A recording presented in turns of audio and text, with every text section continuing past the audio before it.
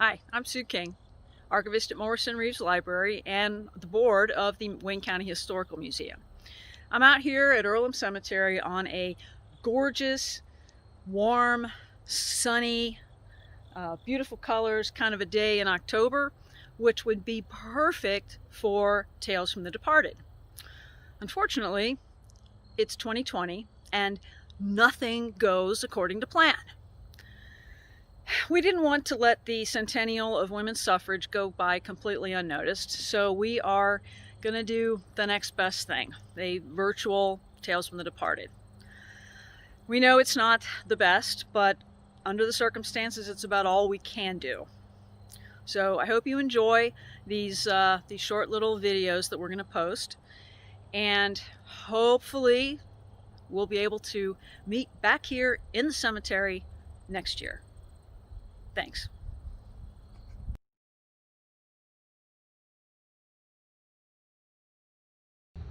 Hi, I'm William Dudley Foulke.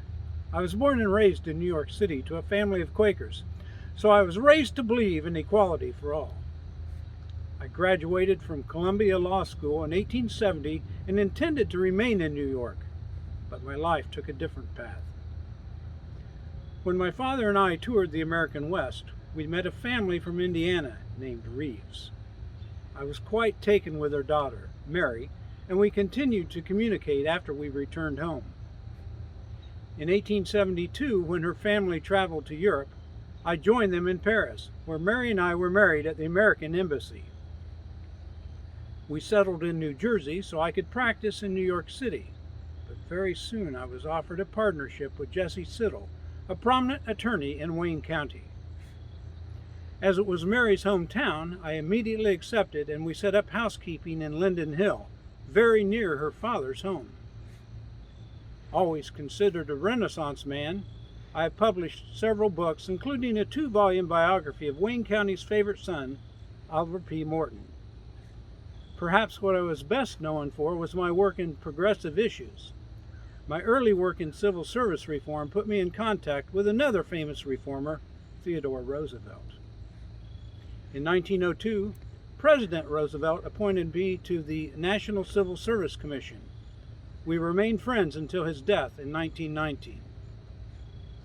Another important movement in the late 19th century was women's suffrage.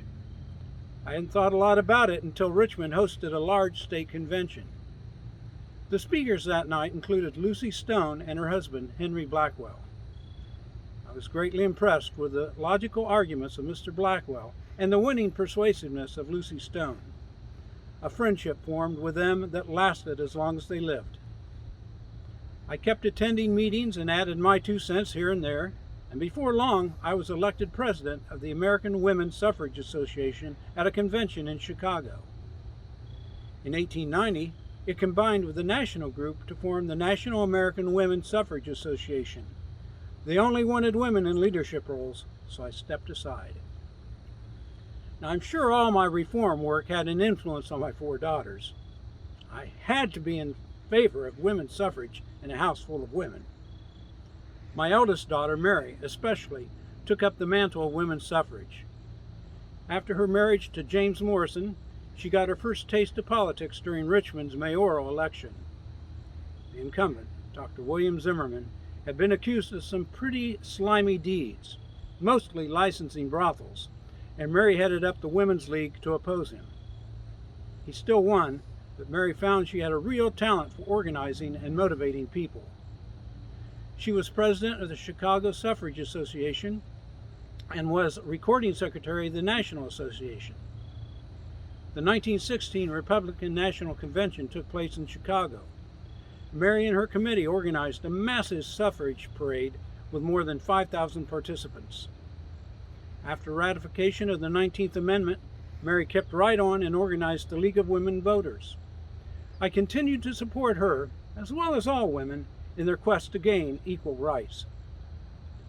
Mary might have accomplished most of her women's rights work in Chicago and on the national stage, but she learned her craft right here in Richmond.